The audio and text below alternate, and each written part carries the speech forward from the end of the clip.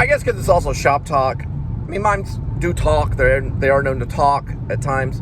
But I hear that Quentin Tarantino is actually developing Kill Bill 3, which interests me. Because I am a Kill Bill fan. Now, my favorite is Reservoir Dogs and that style of filmmaking. But Kill Bill is actually pretty cool because he's really paying tribute to the Kung Fu movie. A lot of things you can do with the Kung Fu movie. Now, recently I did a movie called Butterfly, which was a karate film. I really did this in Dallas. I really played this karate guy. He gets killed. I was a Russian security guard.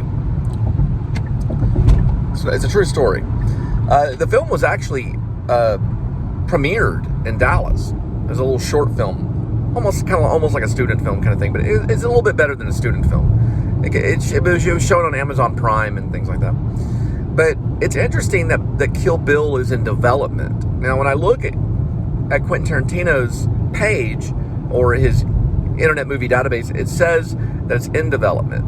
And Kill Bill is in development. It just says characters. So it's in character development, which I'm really kind of interested in what he's going to do. You know, like, I heard about Once Upon a Time in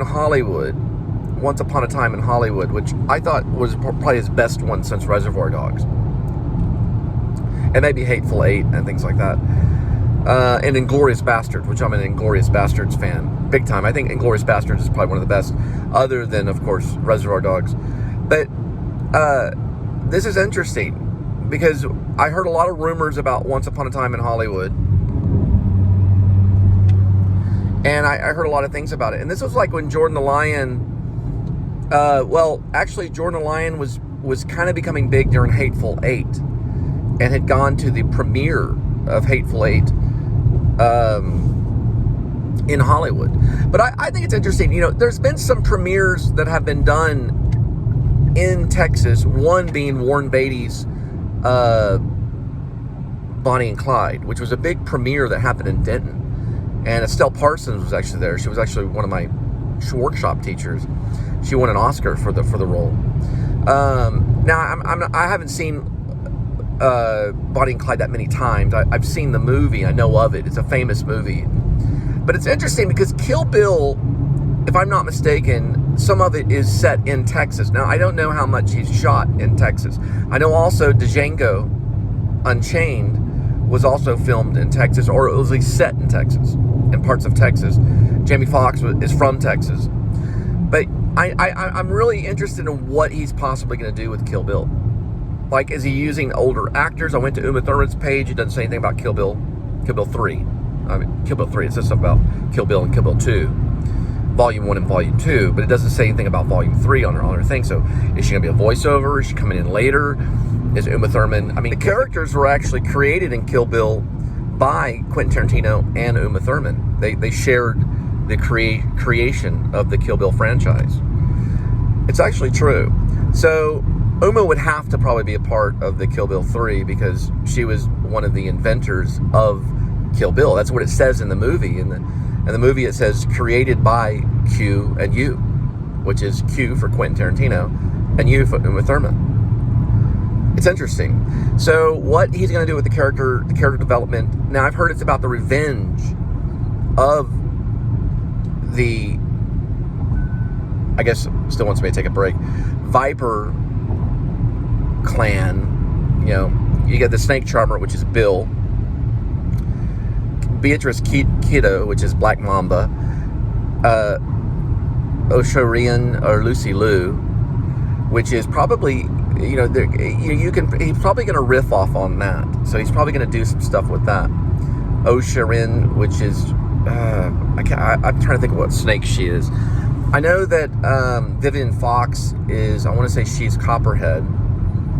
And he's going to use younger actors or newer actors. I don't know. Like, they're going to represent. Like, is it going to be someone like Ella Fanning playing Uma Thurman? You know, Beatrice Kiddo.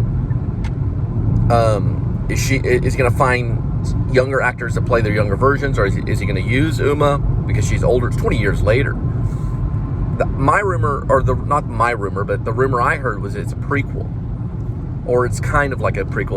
It's hard to say. Any Quentin Tarantino movies are going to be a prequel because he's non-linear. He's not linear. He's non-linear, especially with Kill Bill, which would be a pretty good remake. No, I'm sorry, not remake. I'm sorry, continuation, a sequel. It'd be a good sequel. Not remake, but a sequel. That's what I mean to say. Sorry, I've got peanuts. Eating peanuts. So, is he using Michael Madsen? Is he going to continue with Uma Thurman? Is he going to continue, or is he going to get a whole new cast to represent these characters? And the Viper clan, or whatever they're called, gang, the snakes. You got the... Hang on, Maine is calling me. What does that mean? Some telemarketer from Maine that was calling me. I don't know. Yeah, Beatrice Kiddo is the Black Mamba. Vivian Fox, of course, is Copperhead. I know that... I'm just going to guess. I think O'Sharin or Lucy Liu. I think maybe she's Cottonmouth, or is she the California Mountain Snake? No, California Mountain Snake. I think that's Laura, not the other one that's like her. What is her name? Daryl Hannah. She's like 10 years older than Uma Thurman. Daryl Hannah, I think, is the California Mountain Snake. She loses both eyes. Now, is it going to be afterwards where their revenge is set to get her? Because a lot of them are dead. I don't know for sure if Daryl Hannah's character is dead, but she's the California Mountain Snake. I don't know if she would be dead if she lost both eyes. That's a big kung fu right there. The blind master, that goes after someone or something, So there's all these different things that he can do with kung fu movies and revenge. And what I've heard is it's going to be about the revenge against Beatrice Kiddo, or the bride. So they're all going after her, possibly leading up to the El Paso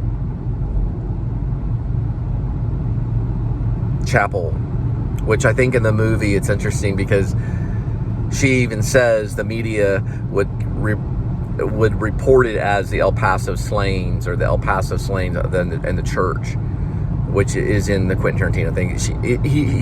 It's interesting because Beatrice Kiddo, I believe she's doing the narrative, and she's saying that this would be referred to as that because they would either not remember the chapel's name.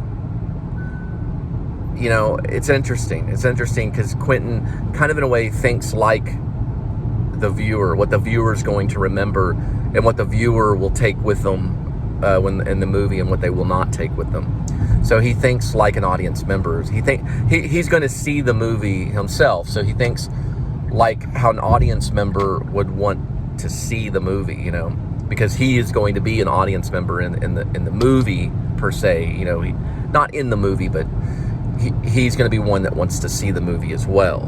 Meaning he writes the movies and makes the movies because he wants to see them. But anyway, it's interesting because there is a lot of character development. Now I've heard that he spends a whole year on just this thing, almost like writing a novel, and then he adapts the novel into a screenplay form for the purpose of functionality, so it can function as a movie. But he gives the actors tons of information, I guess, to incite them as actors and characters. So that helps, because when I was studying acting, especially in the 90s, an early age, when I was in my early ages, in my 20s, we would have to sit down at the typewriter. At the time I had Smith Corona, and we would sit there and write about our characters as a writer first. I was trained by, my first teacher was more of like a writer. He was a guy who wrote novels, and he taught acting and worked with Uta Hagen at a workshop and things like that. So very Uta Hagen-ish. But we thought like writers. So we went and we found out what was our history, what led up to this moment and the circumstances, and who am I, and what is my obstacle, all this stuff. So like Quentin Tarantino's providing all of this for the character, but not just for the character, but mostly for the actor. So the actor can read it and go, okay, this is the reason why I do this certain thing at this certain moment, right? Because it's in the book. So that's a big part of the super objective is part of all of that. So he's got tons of information. Supposedly Once Upon a Time in Hollywood was like a novel. And then it, you know, I don't know if he gives this to the actors or just parts of it, because when Shakespeare was a playwright, and Quentin Tarantino is very, very much similar to Shakespeare. He's body. He writes for the people. Anyway, I got to wrap this up, so I got an exterior shot of skyline.